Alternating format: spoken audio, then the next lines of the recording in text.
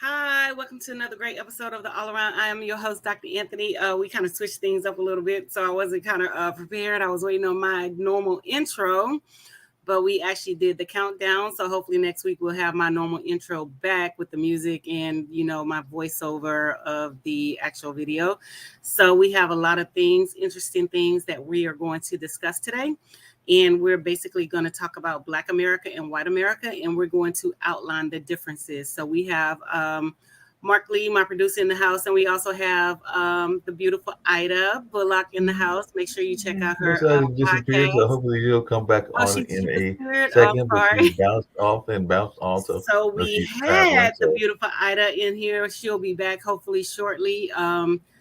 So and she just to has her let you pearls know, today. yeah, yeah, Yes. she had her pearls. I saw the pearls, and she's coming back. And just to let you know, the video was just having a little bit of a glitch. So when we close the show, your usual video will be there, and it'll definitely be there to open the show Okay. on next Thank week and everything. you. But we're just having a Yeah, little because it bit kind of of a threw me glitch. off for a little Yeah. bit. And I'm like, wait a minute, where's my video? Where's my music? There's the beautiful Miss Ida B. Make sure you what you got on the hashtag clutching your pearls. Oh, it's Clutching about to be my, real just go, good. just go with clutching my pearls. Y'all find me how you find me. You find me how you Make sure find you me. check her out at IdaLBullock.com. Make sure you hit her up for your minister needs. She's a coach, pastor coach. I don't know why she be giving me to these church folks. I said church folks are the worst folks, Mark. Girl, You I got never to. stop her, Somebody Mark. got to give you You to the never, church you folks. I never. mean, Yeah, although I am church folks, I am a PK, and that's a preacher's kid or whatever. yeah. I just don't operate in the capacity of a preacher's But see, kid. they I'm had you I'm that finish. Mark, outlier.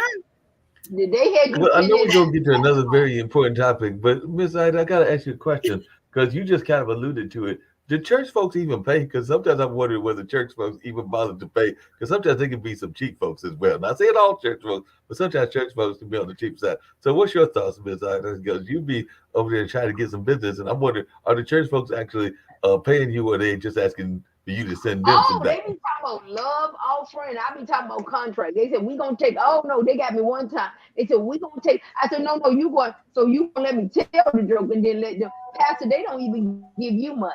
So I know talking we gonna take up a love offering. You know how you go to Pentecostal church? They say no contract. They they be smart. I ain't mad at them, but only 20% of people go to church actually pay tithes and offering, and other 80% is there for the free ride. But those 20, find you real quick. They like Tawana, you the pastor daughter. I know you put they leave the basket in front of her a long time. You know how they pass the basket? They be like, I just normally stop. just put $20 in the collection. If it's my You church, I wrong. put $20. If it's Wow. somebody else's church, I put $10. So Dr. Anthony, you don't fall for that little trick where they ask, for the they do like the Building scaling up. So fund, ask the for the building dollar fund. first, then ask for the $5, then ask well, for the thing about it is, if it's my church, the church that I physically belong to, I will put more. If it's somebody else's church, I'm giving the bare minimum, and I normally give between $5 and $10 because So my she done my told you what's up. responsibilities is not to their church. My responsibilities is to my home church to make sure our stuff getting taken Oh, care of, because people don't understand what tithes are actually for. They think that, because a lot of people see that the people are tithing, and they see that a lot of ministers misuse the tithes and things like that. But the tithes is to pay the people who work in the church, is to pay their salaries, and it's also to pay the church bills. That's why you tithe, and that's why they ask people to give 10% of their earnings and things like that. It's not that you're taking care of things that shouldn't be taken care mhm. of. And that's the misconception that a Now lot I of have people have. an opposite view against that. I tell people Yeah. tithing was under the Old Testament. It doesn't apply to the New. Don't get me wrong. I said if you are a member, you should know what the church is doing with the money. That's why sometimes they be like No, you non-members. should know. You Yeah, should know what the and church is doing with the money. we had a atheist CPA come to our church and teach tithes and offer, and people began to pay. They said, well, the government says this is a nonprofit, and you give them more than 250, they will keep them accountable. So you're doing this too much is given much is required. And ironically, people that are well-off don't have a problem with tithes and offering. Ironically, people that are not good with their money, they think the God is cursing them. And I used to say, if you don't know what to do with your 90, what is that 10 going to really do? And I just think people pay their light bill, give the last, and they are not good with financial management. And I always I do a set of jokes, Malachi, to keep my name out your mouth. I think the church, I get on my bandwagon. The church is a great I think the church is still the number one go-to for the Black community until being Crump and TikTok and other have shut them down. But I think it's such a missed opportunity, for wellness. And I know you're a PK kid. And I could tell when I went to a church and I could tell I paid quite a bit of tithes and offering. Let me tell you, because in the church, how you doing?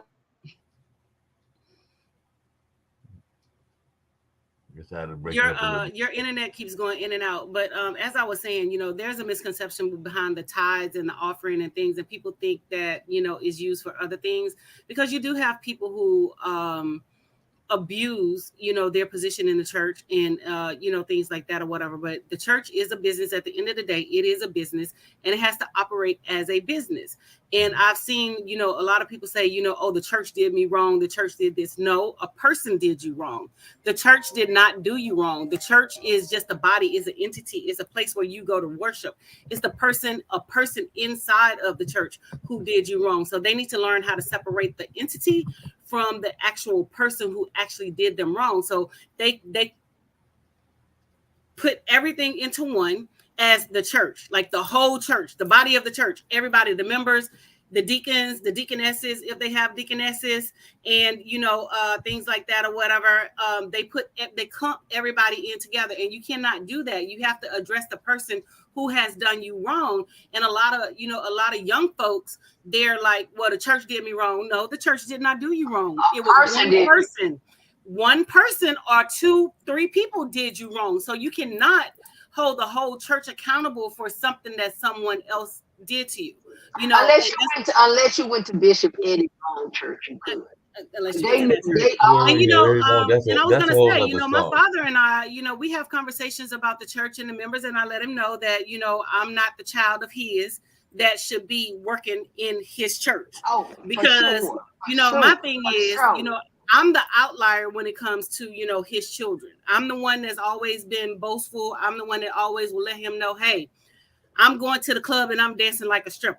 You know what I'm saying? And I have told my father this, and he's like, what, baby? You going to the club and you dancing like a stripper?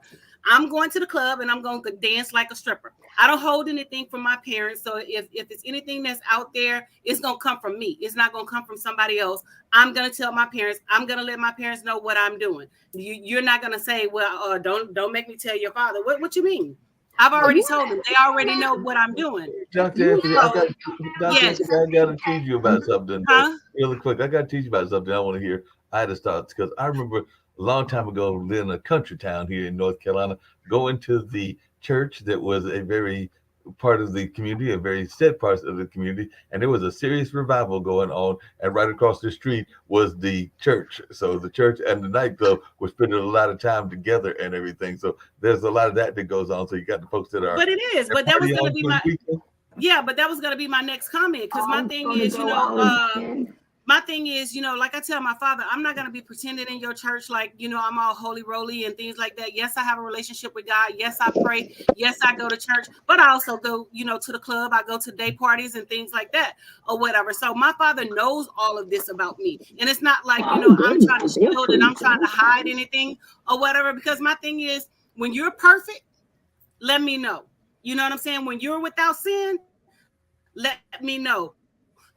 But like I tell my father, I'm not going to be up in the club with your members and then come on Sunday, they don't want to speak to me because we both in the club shaking our ass. And then, they up at the pulpit and the altar acting like they holier than thou. So, I'm just like, I stay in my lane when it comes to, my father and his church or whatever. I don't overstep my boundaries when it comes, because I already know I'm out there. I'm in the world. I still do worldly things, and I'm not about to, give people a false narrative of who I am as a person. He knows I go to the club. club. He knows I drink. He knows I do all of this stuff. He follows me on social media. We have conversations about this stuff. And he's like, whenever you get ready, God has called you to preach. And, whenever you get ready, you need to stop running. You know what I'm saying? And we just had this conversation when I was at home. So, I told him, once I, get all this buck wild out of me, then, I might, go ahead and step over to the other side. But it's no, pretending like I'm somebody else and I'm doing this, I'm doing that. No, what you see is what you get. I don't fake and shake. I'm not about to put on airs like the old people say. I'm not about to put on airs. I'm not about to do any of this. This is who I am, and this is who I'm going to be. Ida.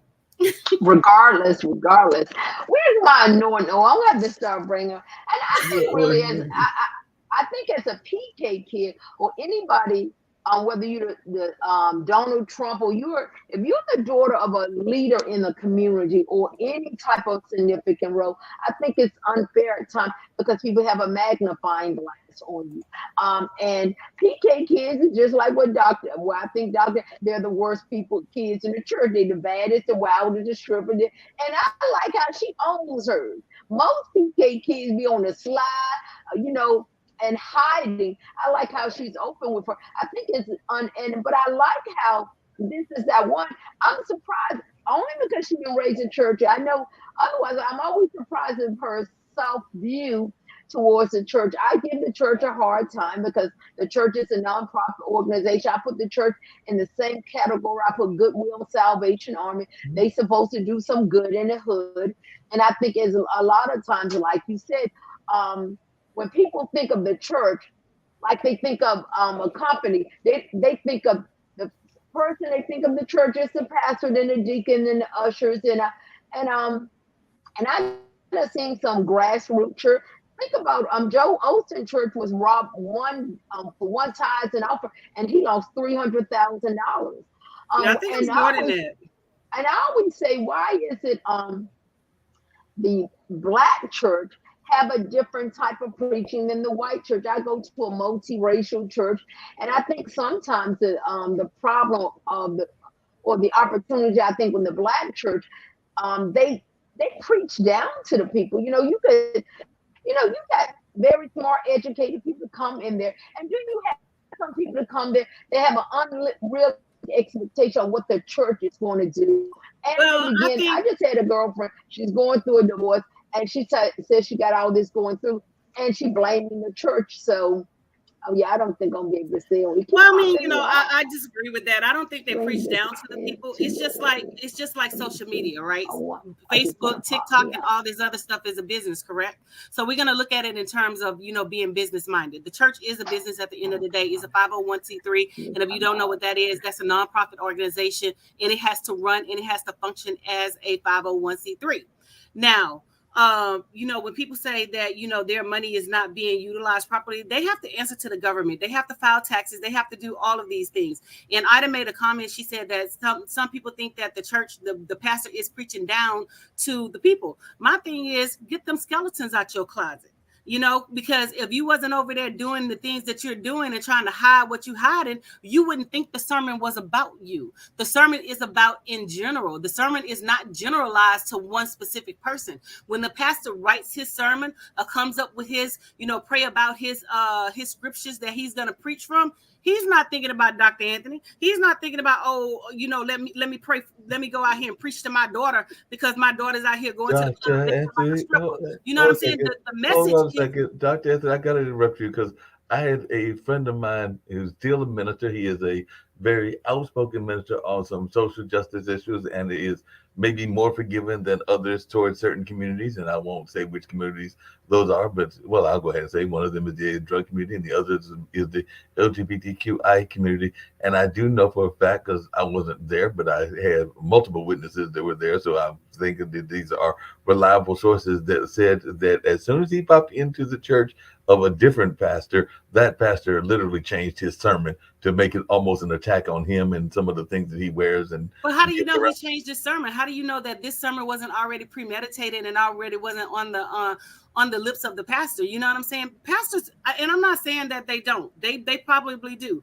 But I know from speaking from experience, growing up in the church, I was raised in the church, lived in the church practically, or whatever. The message is general. It's a generalized message. And, like I said, if you didn't have them skeletons in your closet, it wouldn't be a problem or whatever. That's just like on social media. Question, Pearl.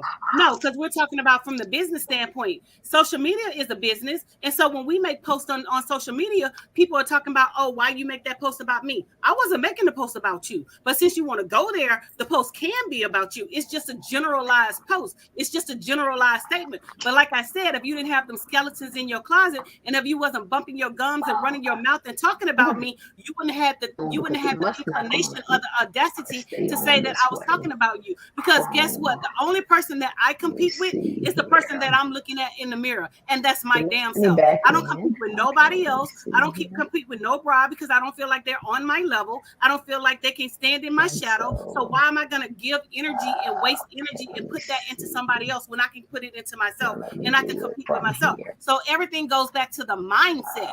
So if you wasn't over there doing what you was doing, you wouldn't think the pastor was talking about you. And I'm not saying that they don't talk about LGBTQ community, because some of them do. They're just preaching what's from the Bible and what's from the word. And like I tell people all the time, your sexuality has nothing to do with me. That's between you and your maker. Whatever God that you're praying to, that's between you guys. What affects me is how you treat me as a person. Now, if you treat me horrible as a person, then I have a problem with you. But if we're good and we can get along and we can discuss issues, I have a bunch of gay friends. We talk about the LGBTQ community all the time. We talk about issues all the time. Because my thing is, you have to have those courageous conversations in order for change to take place. And if you're out there and you're not able to talk to people, then it's a problem. People are going to be who they are. Hell, I was in a relationship with a married man. So what makes me different from an LGBTQ person? A sin is a sin. No sin is greater than the other. So am I better because I was still in a heterosexual relationship with the married person? Or are they worse because they're in a same-sex relationship? So if we're gonna look at it from the standpoint of being biblical, no sin is greater than the other. You know what I'm saying? And what it says, who lives without sin, cast the first stone. Who can live without sin? We're all part of this whole thing of sin. That's why God says we pay for redemption, and we redeem ourselves, and we pay for forgiveness and those things. You know what I'm saying? So I hear what you said. I gotta teach you about. That's just like when we're having these discussions, and I'm talking about white women. Am I talking about the whole masses of white women? You know what I'm saying? For the most part, 95.95% of them, yes.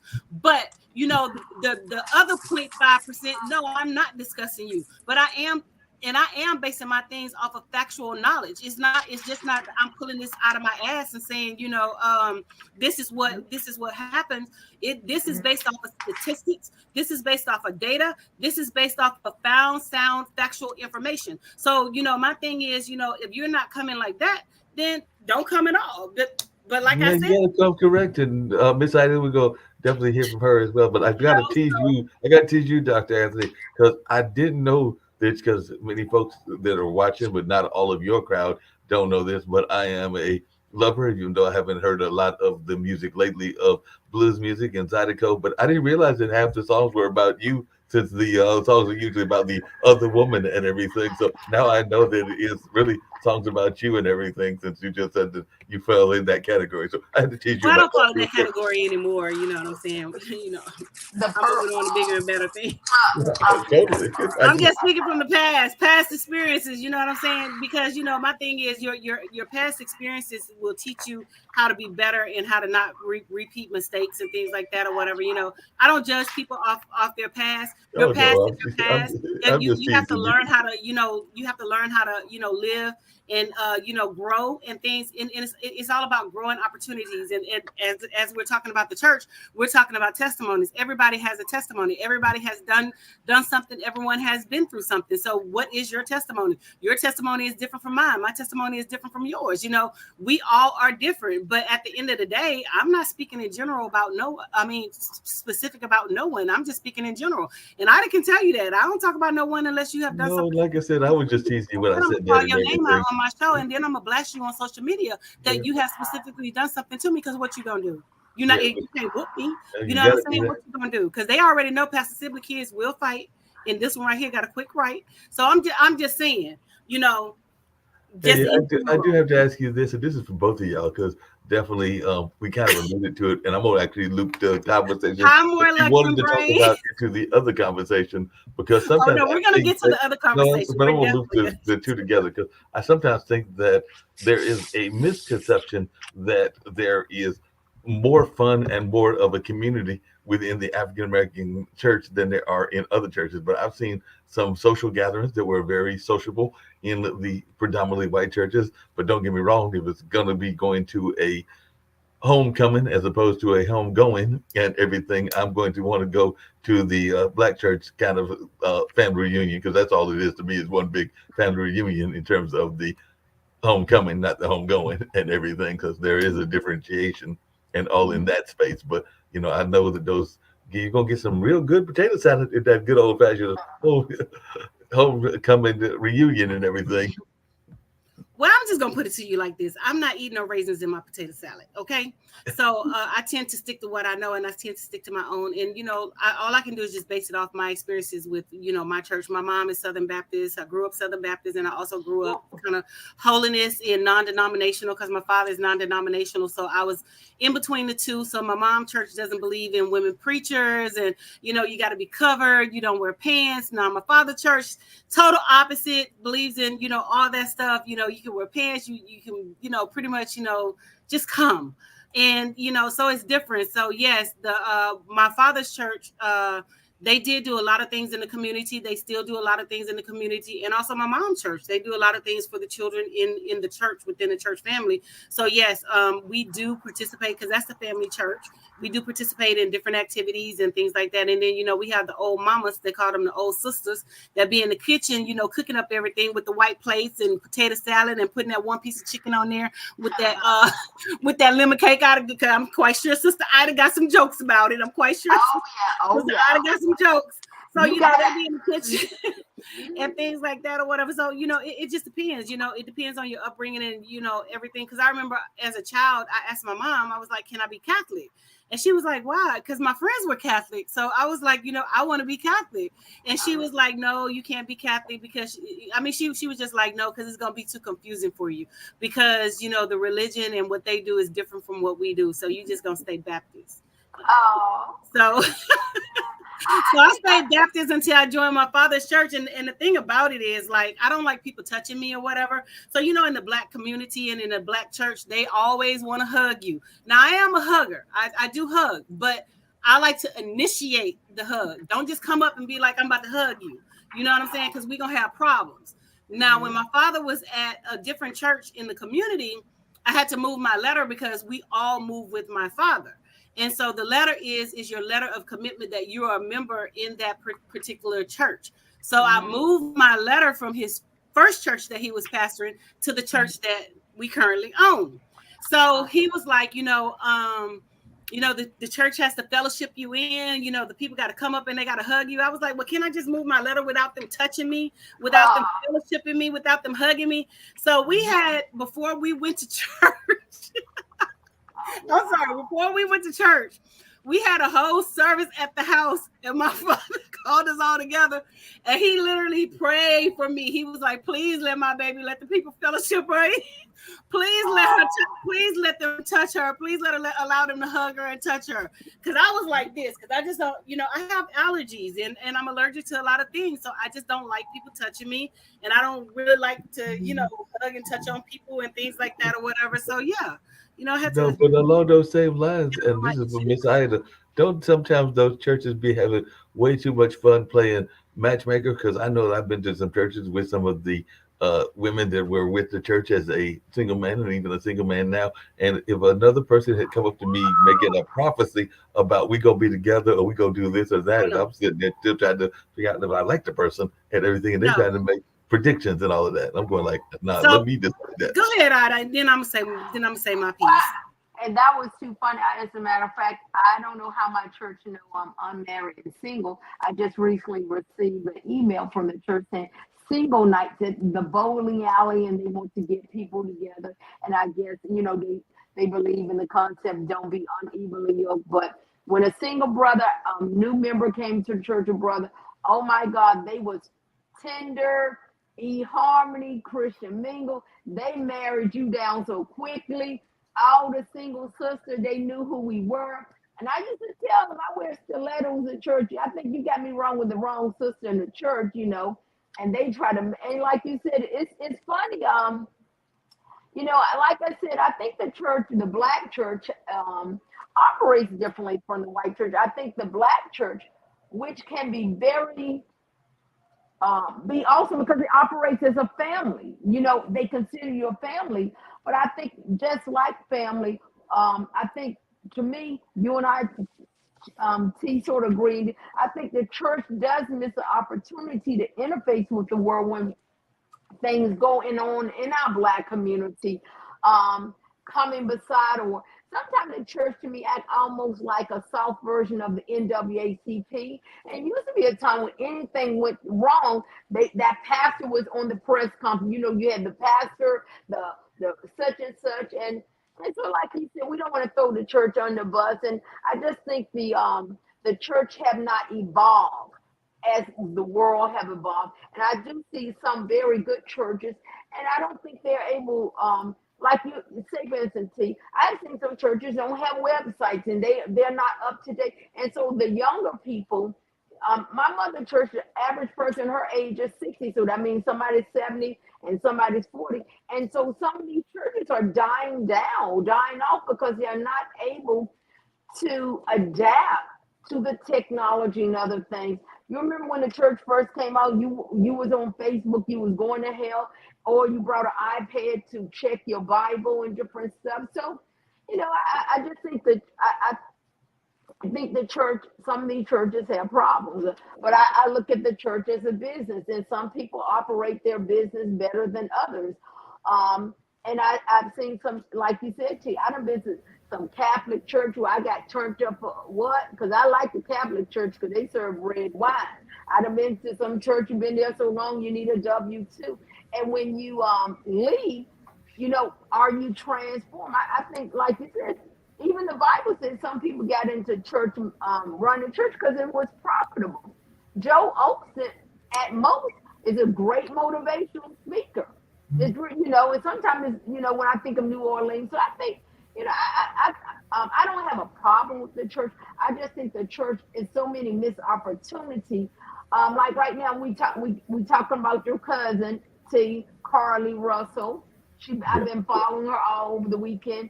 And, you know, and her father is a pastor. Her mother, father, pastor. And I sat them watch him on national TV, and she was telling so many lies he couldn't even say nothing. He was like, he looked like, I rebuke you in the name of, and they growed and they made memes about it. And so I think besides, she just came out today saying that she's admitting that the kidnapping was a hoax. I was just telling Dr. Anthony that earlier, and she's also coming. Those charges are coming. She's going to. I mean, you know, she did what she did. Because you know, I never voiced my opinion on it because I wasn't really feeling it. So I'm not gonna voice my opinion on it now because I wasn't really feeling her or it because I just didn't feel it in my spirit. So that's all you. It was almost like you big old dummy. You want to, you know, now they're throwing her with what was that young man from that he did the hoax with the two African guys and said he was attacked. So Justin Smollett, what is his name? I'm trying to remember his name, but you also had that. You also had that woman that claims that she had the whole incident with the drowning. I think that was in South Carolina, and that found out to be a lot of lies to that story as well. And the reason they are really coming for her, because she brought the white folks. She said a white baby was missing. They never believed it, but she had people thinking you got people out here snatching up white kids. See, that's where she went wrong. And what we learned, the FBI and the government is well in tune of everything we do because of the technology. They broke that down. So you could see in the press conference, which they had another one today, they was trying to stop laughing. You could see the sheriff and them was holding back because it was so incredibly stupid. Now they done dragged it. You're not a nerd. You didn't even graduate. You flunked out of college. So what we gonna come back to what we always, The But now they try government, to use it. They try to use it as a bully pit to talk about other issues, and the issues are important because I know that her boyfriend has asked us to think about her mental health, and some people are talking about the bullying that apparently she went through and everything. So they're using it to talk yeah. about some serious But issues. But the thing with Dr. A, and I hate to let her get on her bandwagon, but I'm gonna give her back the floor. We do not allow the black community to have mental illness. We can be cray running down the street, butterball naked, unlike our white counterpart. You know, they will give her a pass. And I think for the black community, I watched several commentaries on it. You know, this young lady's 25. She's trying to find out life. You know, she got all these underlying issues. Was it a dumb move?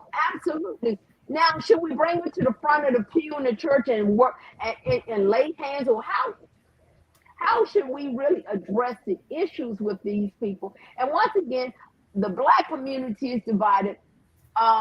Black folks, you know, remember until the sniper, we used to say black folks didn't do mass killings. We had certain things that we said in the black community that we did not do because we just operate. And so they call it a hoax, you know. And like I said, she be in charge because she put a white person in there. They were always looking for that white baby, like one that comes to Ball Street, you know. And they knew everything she did. Now, also, I believe someone helped her. They found a mattress in wood. Now, somebody else is going to get charged. But I felt bad for the mother and father who was on TV, and they didn't have a clue what their daughter had done. And there was, you know, everybody, so many people came beside because once again, the white news reports said, yeah, y'all always saying we're not looking out for the black folk. Now, it was worldwide. And I think she didn't realize it was going to go that far. I think that young lady in her little way of, narrow way of thinking, wanted to get her boyfriend attention. She was in the woods unblocking her boyfriend.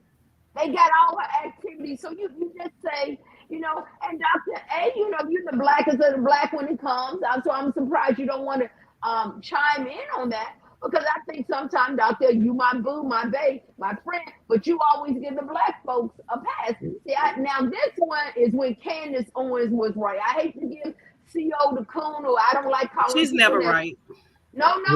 She was right because, like I said, black people, we don't know how to leverage the news, the media. It was a dumb mistake, and then she keeps doubling down. Every time she doubles down, now you know. But that has nothing to do with leveraging the news and the media. She just didn't think this. You know what I'm saying? She just didn't think it through. She was gonna get came up with a dumb idea, and she thought that, you know, hey, I can do this and I can say that, and then this X, Y, and Z is going to happen. She never thought that it was going to get the attention that it is, you know, that it garnered or whatever. And like you said, they were looking for the white baby. They wasn't looking for her. They were looking for her. But Dr. Anthony, along those same lines, there is a major movie out. We were talking about it, and it's not the movie that you're thinking about, even though we'll get to that later. But there's another major movie out that is laying hands or talking about a major issue that is in the community, but it's leaving our part of that conversation out. And I was wondering what y'all are thinking about this movie about human trafficking called The Sound of Freedom. So a lot of people are jumping on talking about this movie and how exciting the movie is, but it's talking about it from the perspective of the people that they were investigating, and the investigator who was white, I believe, going down there and investigating. But they don't talk about the trafficking that's going on, even of our own organs and our own body parts, that is part of the. Well, of course they're not going to talk about that because that's beneficial to them and to their lives or whatever. But you know, my thing is, I was sitting in a conference at the state of Maryland when I worked at the prison system. And so the white lady who was presenting was talking about sex trafficking. Mm-hmm. So when she mentioned sex trafficking, the shit pissed me off. So I had to check her ass real quick, because what you're not going to do is you're not going to talk about black men in that capacity like it's a black man thing. It's not a black man thing. White men started this. White men fly out the country all the time and go have sex with these young Latinos, with these young Asians and things like that. How do you think they got all these diseases? They didn't get them from black men. Passport brothers. I'm not saying that black men wasn't doing it, but I'm just saying in recent years, the black man has just started, you know, picking up and doing the things that the white men are doing. So they're following in their footprints and their tracks and things like that. So I basically had to shut her down. I said, because I have a black son, I have black brothers, I have black uncles, I have a black boyfriend, I have black cousins. So what you're not about to do is you're not about to label all black men as a sex trafficker. You know who she had pictures of Bishop Don Juan. She had pictures of Exhibit. She had pictures of, Snoop when he was portraying being a pimp and things like that or whatever. So this is the image that she was putting out there, and I had a problem with it. And so other black people are sitting there looking crazy, like, why are you saying it? Yeah, I'm saying it because she's putting this out there like black people are out there just pimping all these women and things like that, when the white man has started it, going to all these different countries and things like that. So I asked her, I said, so when are you going to address the fact that the white men fly out the country and do the same exact thing? But you have never said anything about that. She turned beet red. You know what I'm saying? But my thing is, if you're going to talk about it in all capacities, talk about it in all capacities. Don't, just talk about it and have sound bites of what you want to say to target a person that you want to target. You know what I'm saying? And don't get me wrong. Black men may be into the sex trafficking ring, but who started it? Well, to that same point that you're saying, and I hear what you're saying, and I agree, because if you hear some of the media talking, I remember the movie American Gangster, and yes, that gentleman was very much involved in the drug trade. It was very heavily involved in the drug trade, and the same thing can say about this movie, because apparently the movie paints one of the major sex trafficker as being an African-American gentleman that is one of the major players in the game. But I'm going like, that's why we cannot believe anything in the movies. They painted Stagecoach Mary as white, and she was actually black. They painted the first Cowboys as white, and they were actually black. So, we cannot, and that goes back to, what we were talking about previously, Ida, about, Tyler Perry owning the studios and put it out our narrative and our versions of, history. Because if we allow them to put out our versions of history, they're going to whitewash it, and they're going to put out what they want to put out. You know what I'm saying? Black men didn't start sex trafficking. White men started sex trafficking. You know what I'm saying? So this is a movie that I probably won't be supporting. But they've been doing that for a while, because Dr. Anthony, if you took a look at the paintings that a lot of Europeans are very proud of, like those of Michelangelo and a number of others, that was actually, they were commissioned to paint over the images, because the images were actually of the way that the Middle East really was, which is black and brown people, and they were commissioned to make those paintings more Anglo and more Europeanized and everything. So they were actually commissioned to do what they've been doing. And I get it, but if we really want to talk about, the historical aspects of, like sexual, relations and things like that or whatever, we can talk about it right here in America, because, back in the day when they had hotels, men slept in the same beds with each other. They didn't have separate rooms. They slept together. If they really want to, if we really want to get, the history behind, the whole sex thing. So they were already sleeping with each other, and then going back sleeping with their wives and things like that. So, gayism has been around, and, it's been around for forever, but people don't want to look at it from a historical aspect and, things like that or whatever. So it's been out there, and, like I said, and if they want to call it pimping or whatever, pimping hoes, pimping bitches, that's what they call it. We have to look at where it started from. We have to look at the root cause. And like I said, it's not going to address the root cause, because they started it, and they're going to paint it as if Black people started it. Black people didn't start this. White men have been doing this for years and years and years, and they have been infecting these young women with HIV, STDs, gonorrhea, and all kind of things, over there in those third world countries where they go to those different brothels and things like that. Now the black men are getting hip to it, so now the black men, guess what they want to do? Go to those third world countries and hit the the young women and things like that, and then a lot of times I watched the special or whatever, they pay extra if the girl is a virgin. You know what I'm saying? So, they have been doing this, so my thing is, like, if we're going to tell the story, tell the whole story. Don't tell parts of the story. Yeah. Well, I haven't seen the movie, and I will make sure I watch it this week. Go ahead and watch it, Ida. I probably won't be watching it. You should, because I'll allow you not to. I know you be on your thing and watch. I want to watch that Jamie Foxx movie. What, they clone Tyrone? I'm not a big movie buff, but anything dealing with Black people and Black history, and like you said, I think like you said. Wait a minute, back up, Ida. They clone Tyrone. I like the title, because it's like almost like one of the. They clone Tyrone is on Netflix right now.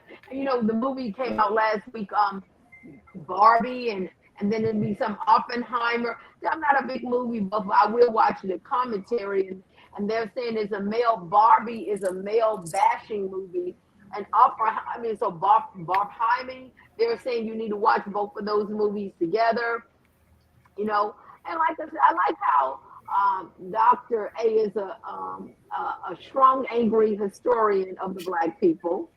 I think sometimes she I'm not takes. angry. She's not angry, but I gotta ask her. I gotta ask Dr. Anthony That's when something. the name. Power. That's when the name calling comes. She No, just called. Dr. I speak Dr. with Anthony. power. I No, speak Dr. with Anthony, power I gotta ask you and something based on passion. another person of color. Because apparently one of the arguments that was put out there about Barbie, and it actually came from AOC, was that AOC is the modern feminist. Because her argument is that AOC never married Kim, that she has a multitude of friends of different ethnicities, and she's had just about every job you can imagine. Because there's the robotic engineer Barbie, there's a number of other Barbies. So AOC's argument is that she is actually maybe a stronger role model than we are giving her credit for. I don't have a Barbie, so I don't know. Then I'm not trying to give a She's a Barbie. stronger role model for whom? White women? She has never been a stronger role model for Black women. My mother never bought me a Barbie doll. I never wanted a Barbie doll. I got black dolls. I got pretty black dolls and things like that. And I don't even buy the babies Barbie dolls. So who was she a strong role model for? Barbie has never been in the image of or the likeness of Black women. Barbie has always been in the image of white women, blonde, blue-eyed white women. You know, what's the character that Reese Witherspoon plays from Clueless? That is who she portrays. Barbie has never been, you know, a role model for, you know, Black girls and things like that. And I don't understand the infatuation with the Barbie for, you know, like Well, yes, Well, Nicki Minaj referring herself as a Barbie, exactly. you know. Nicki Minaj represents herself as a Barbie, but Dr. Anthony doesn't, because I think I'm beautiful. I'm way more beautiful than a Barbie. I don't want to be you know, labeled as clueless and, you know, can't think and, you know, like a dumb blonde, because that's exactly what she stands for. Because when they look at it, that's what she does. Oh my, but that's the you character know, that I think that's what no. But I'm just saying she just said that she was representative and she's a role model. Role model for who? Yeah, For because who? like I said, they're also talking about the different jobs she had. Because I didn't know that there is apparently a robotic engineer Barbie. So there is a Barbie that represents. Let me tell you something, Mark. In recent years, they just came out with STEM things because STEM is the next big thing that they're pushing towards women. Barbie in recent years only came out with black dolls in recent years. Barbie never really had black dolls. So how can she be the epitome and a role model for a Black woman? I don't understand that. I had a foster child and she told me, she said, I have a role model that's a white woman. I said, what? How can a role model be your how can she be your role model? She can't sympathize and empathize with you. She doesn't understand your struggle as a Black woman. She doesn't understand what you go through when you walk out their door, because your lived experience is something totally different from her lived experience. Right. She's seeing the world through her eyes and through her eyes only. You know what I'm saying? And, you know, we discussed this earlier, you know, with the white feminists and things like that or whatever. You know, that's why I'm not a feminist. I don't support that white feminist, that BS that they have going on, because they vote against us all the time. And then when it directly affects them, oh, Black women, we need to partner together. We need to do this. We need to do that. No, y'all stand y'all ground and y'all continue to do what y'all do and let us stand our ground, and we continue to do what we do. But as far as Barbie being a role model for whom? Barbie's not a role model for Black women, for Black girls, for Latinas, and well, maybe some because they want to be white anyway. But you know, no, for Black women, and I stand hard pressed on that. Well, I can tell you why they go there. You know, when children first, do you remember several in the 70s or the 80s, they did this illustration of they began to connect beauty with color. You remember they had little kids and they would putting a Black child and a white child, and they begin. And so I can agree with you to a point that children begin to get conditioned when you go to the toy store, and before Toys R Us went out of business, 90% of that doll department was white and blonde, or white with brown hair. And the Black people, we had not made a footprint. And once again, even though, like you would say, Dr. A, a lot of these things, the Black community had been quiet. We were not the creator of some of those things. So now, yes, right around the late 70s, we began to create our own dolls, and we began to present beauty to our young kids, because the role model they're referring to is their targeted market. You know, as a matter of fact, I think it's one scene clip in the movie that I didn't see. She was talking to a young girl, and they said, "Who are you? Aren't you old and outdated? My grandmother played with you." And so they, you know, and so I can understand how they're making the spin on the second runner up to a doll baby that I would hear people. Pocahontas. You remember they began to get fascinated with Pocahontas, and a couple of years ago Disney came out with that movie with the little Indian girl. Will America ever truly try to correct itself? No, that's not the intent. I understand what you're saying. But from a role model, that was the role models for the 60s, 70s, and 80s.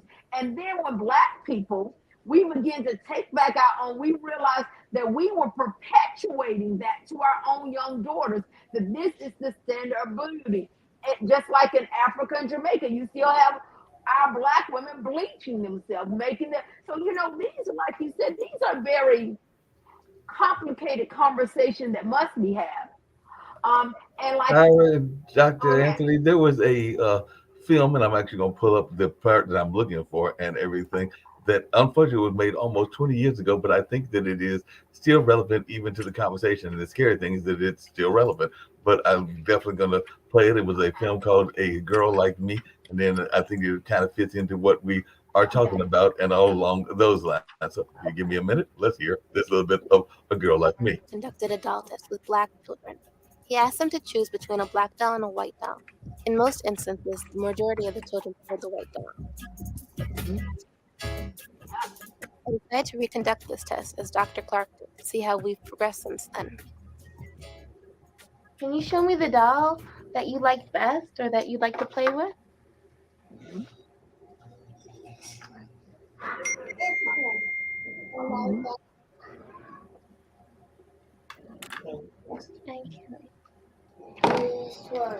That one?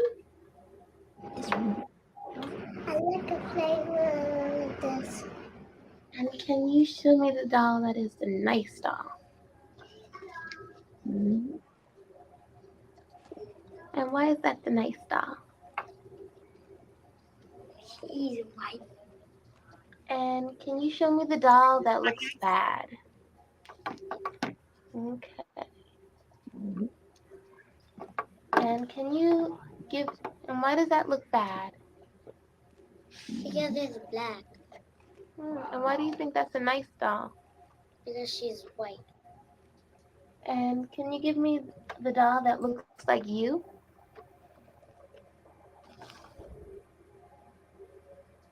"15 out of the 21 children preferred the white doll."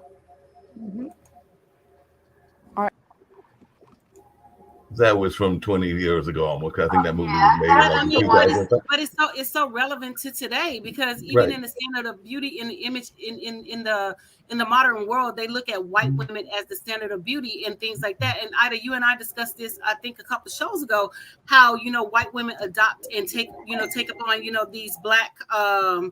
these black traits and full lips and big hips and thick butts and thick thighs, and so all of a sudden, oh my God, she's jazzy, she's this. But black women have been looking like this for years without the cosmetic surgery, and they were talked down upon and frowned upon in the community and made to feel bad about their natural features and their thick lips and their thick hips. And so that video is just proving my point as to why I am not, and definitely not, a Barbie supporter. Now, do I love the color pink? I love the color pink. Pink is my color, but I'm definitely not a Barbie supporter in terms of, this is what they portrayed as being beautiful. The only reason you adapted and you accepted blacks into, the whole Barbie brand is because you knew that you can make money off of it. That's why you accepted the black traits and the black dolls and things like that. It wasn't from a standpoint of that you thought black women were beautiful. You just knew that you could just make that money.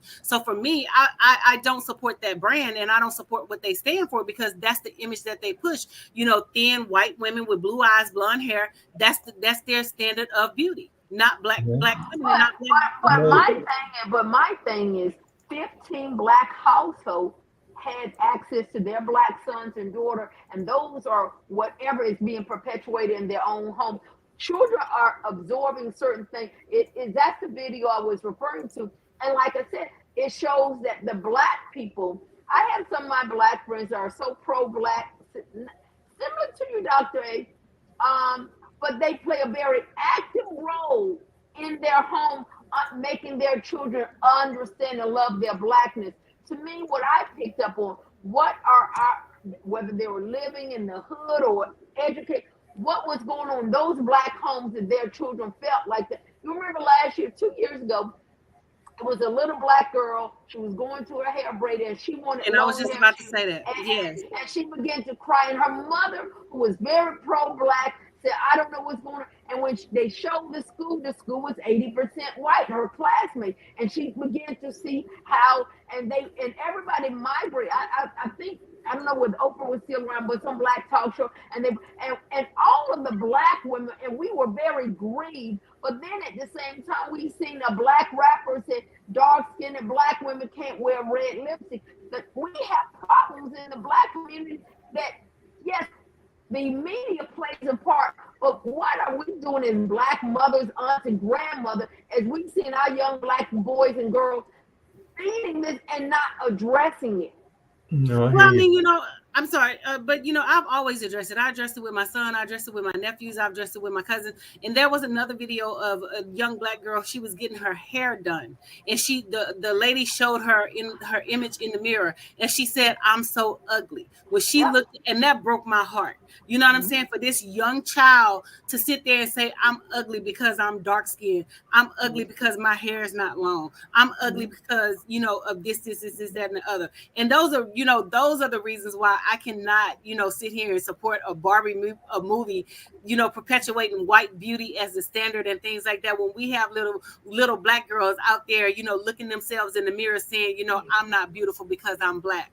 I'm not beautiful because, my hair is not long. And I'm not beautiful because my hair is not straight." But you are beautiful. And it's my responsibility as a black woman, as a medium tone, fair, light, whatever you want to call me, to make sure that my little black babies understand that they're beautiful, regardless if their hair is long, regardless if their hair is short, regardless if their hair is straight, regardless if their hair is if their skin is dark, if their skin is light. You are beautiful, and it's our responsibility as the older generation and older black women to make sure our babies who come up through the education system in wherever understand that their beauty is beautiful, no matter what color they are. Well, let me give you an example. Snoop Dogg, who is a powerful entertainer, his daughter was getting dragged for being and Snoop really didn't come to her defense, and he's very known. He got other children that are very lighter and different. So we see it's not as much as our black mothers and aunts and grandmas, but it's also our black fathers and uncles and brothers they play a very essential role of accepting and rejecting. So when they were saying Snoop Dogg is problematic, he's always cheating on his black queen with all these other women. So he plays a part of that young lady having her own self-hatred for her skin, because it really, at the end of the day, it comes down to our mother and father, our home, our churches.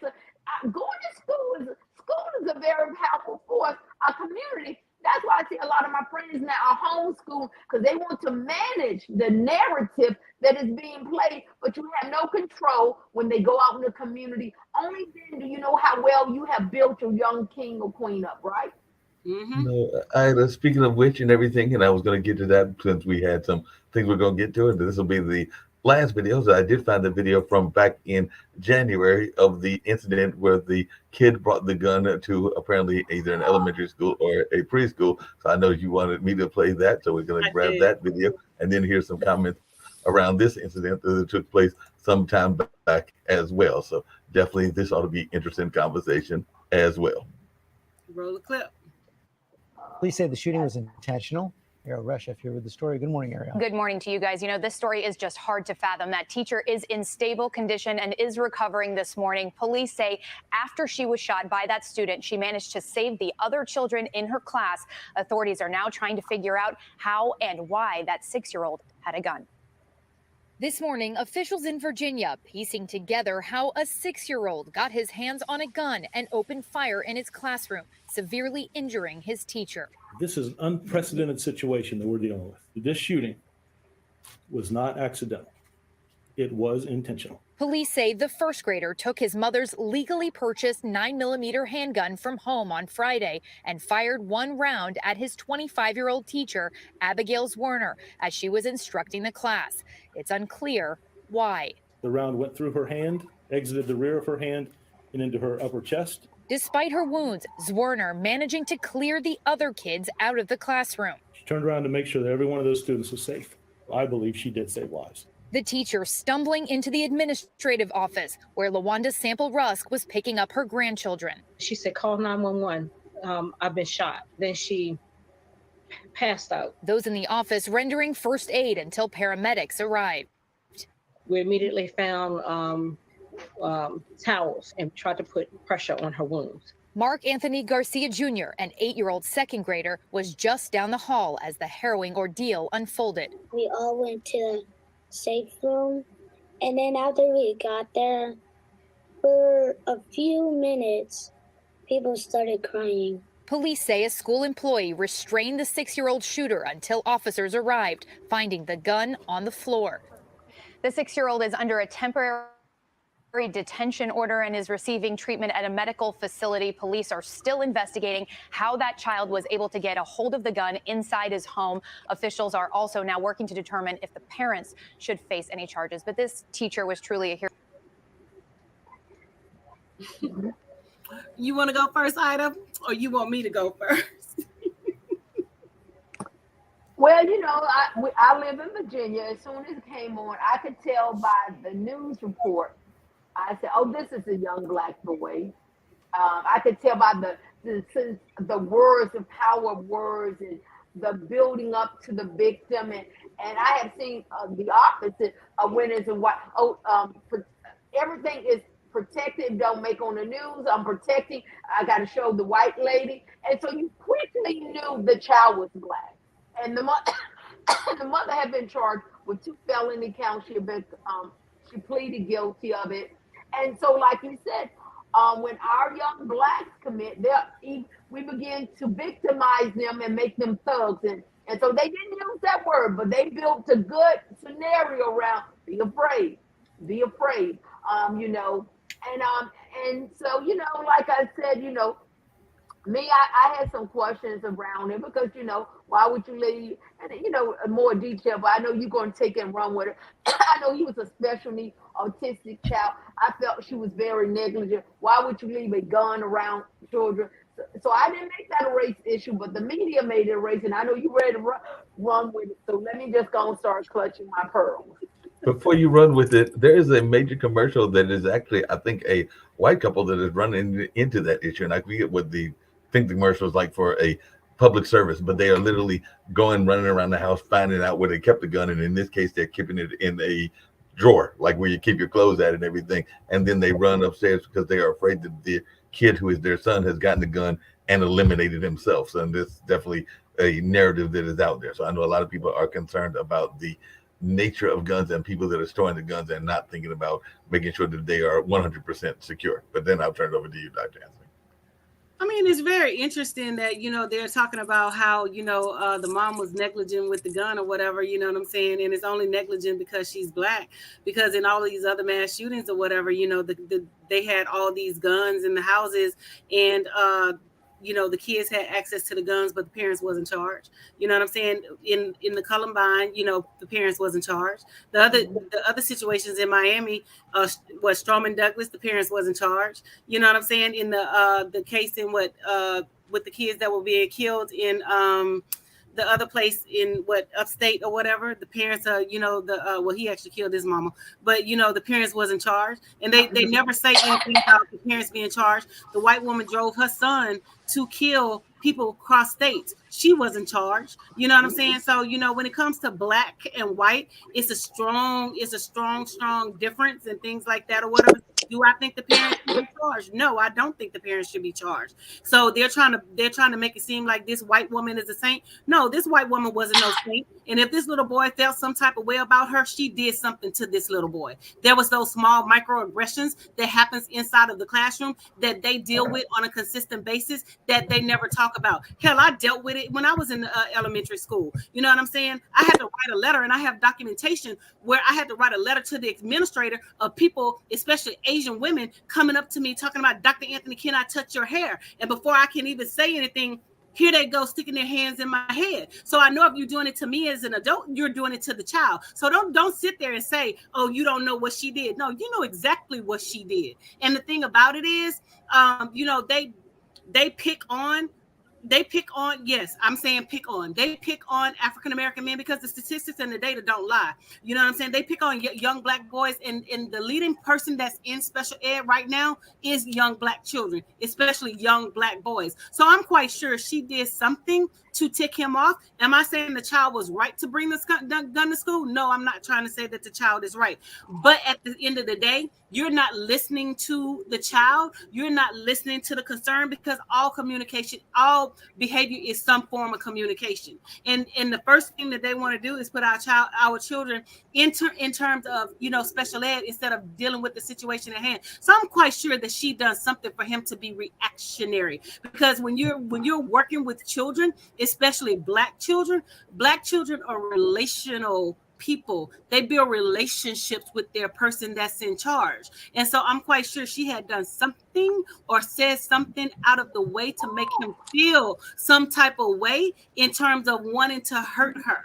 Am I saying it was right? No, I'm not saying it was right. But you have to look at those warning signs, and you have to look at that behavior and to determine. And I'm quite sure she brushed it off, because that's what they do. They don't listen to our children, and they perceive it as, a different way and things like that. But my whole point of wanting you to play this video was not really to address her, but to address the law enforcement who wants to bring charges up against the parent. Now, one time, have you heard anybody saying that they want to bring charges up against any of these white people and these white parents that supply their children with guns and things like that? Well, that's what I wanted to get to, because I was going to bring up one of the clips. Kyle Rittenbacher, his mammy drove him from one part of the country to another part of the country, and he killed 6 people. He couldn't even legally buy a gun. Somebody else bought the gun. But do you think that they're arrested? Did they arrest him? No, not at all, because I'm actually going to play the commercial, because like I said, they are white women, the white couple that is involved, best I can tell from the voice. I'm going to play the commercial, and I personally think that these folks need to be arrested based on the way I heard the commercial when I first heard it and everything. But I want to hear y'all's thoughts about this and everything. So let's listen to this particular commercial as well, and y'all tell me y'all's views when you hear it. All right, I'm at the house, and I'm gonna head inside. Okay, come on, this door. I'm in the house. What do you see? Let me check the den. There's nothing in the den. Let me check the kitchen. There's no one downstairs, it looks like. Then running? Wait, but what's that? I put it on to run. I don't know. Let me head upstairs. See what's going on. Oh, are you looking at? Sorry. What the? Did you shut this bathroom door? No. Oh no. What? It's not here. What do you mean? The gun's not here. What? Where is it? Oh my God. What's going on? Cam. Oh my God. What's going Cameron, are you in there? Open the door. Cam, please, please, open the door, Cameron. Come on, Cam. Ooh.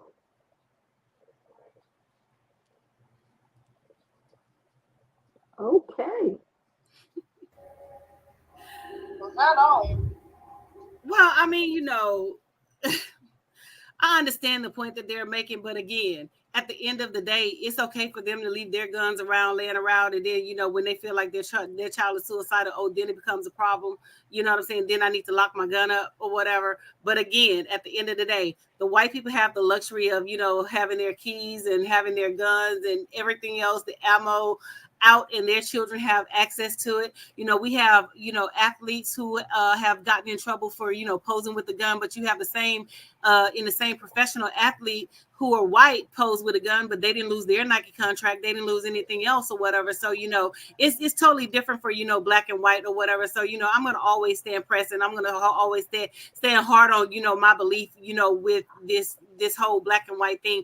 We already know it's three, you know, it's different sides of the law. It's their law, it's the law for us, and then it's the law for the extremely rich. You know what I'm saying? So, you know, they never address the fact that the white people have, you know, their guns, their ammunition and things like that. And like I said, no charges were brought against any of these white folks who went out and shot up and killed, you know, all these people. Look at this boy, Dylan Roof, who went into the black church and killed all those people. They walked his ass out in handcuffs. They took his ass to get Burger King after he had killed all those people. Now, you know, you have black people who are standing with their hands up high, you know, not even a threat, but they're being shot in the back. They're running away trying to protect themselves for their lives, and they're being shot. The guy in Minnesota who willfully told the man that he had a firearm, and before he could finish saying firearm, he shot him, and he said he was legally to carry.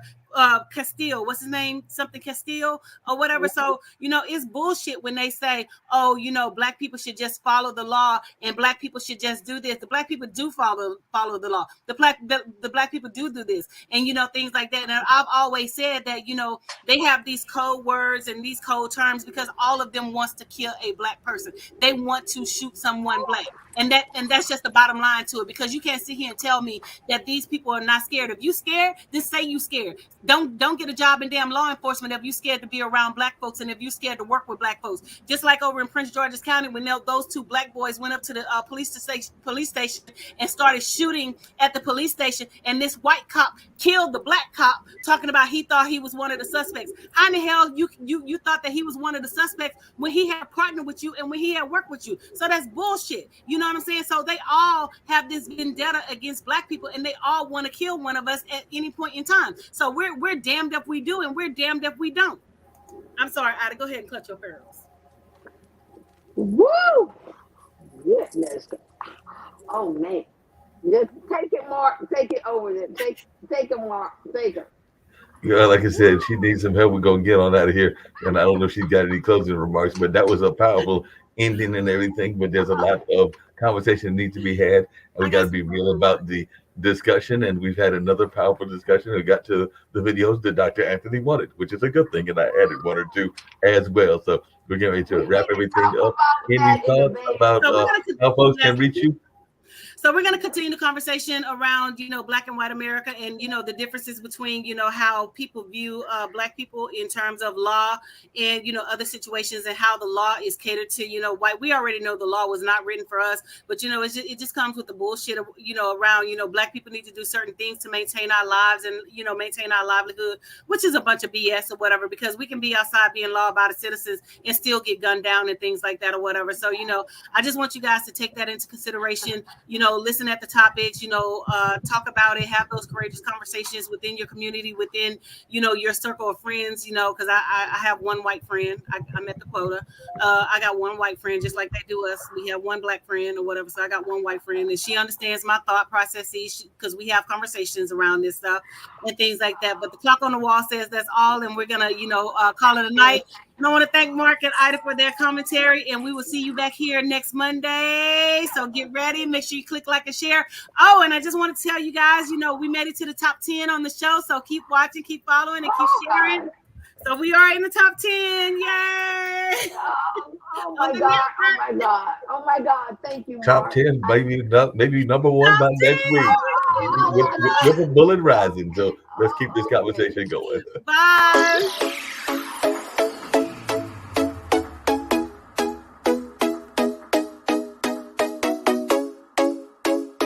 What's up? What's up? What's up?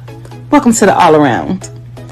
I'm your gracious host, Dr. Anthony. Please tune in on Mondays at 6 p.m. for your entertainment purposes. We will hit current topics, old topics, and everything else in between. Be there or be square. Deuces, my loves.